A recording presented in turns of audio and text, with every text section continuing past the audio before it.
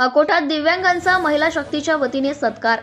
जागतिक दिव्यांग दिनानिमित्त मंगळवारी अकोट शहरातील छत्रपती शिवाजी महाराज स्मारक परिसरात आयोजित कार्यक्रमात महिला शक्ती संघटनेच्या वतीने दिव्यांगांचा सत्कार करण्यात आला। तसेच उपस्थित सर्व दिव्यांग बांधवांना ब्लँकेटचेही वाटप करण्यात आले।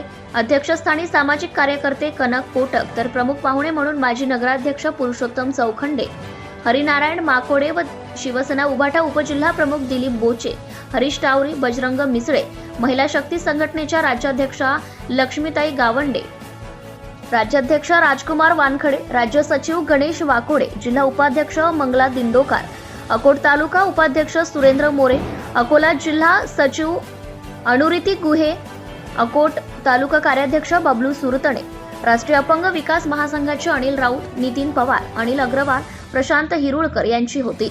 शिला समदुरे यांचे सत्कार केलाय। तसेच उपस्थित सर्व दिव्यांग बांधवांना मान्यवरांच्या हस्ते ब्लँकेटचे वाटप करण्यात आले।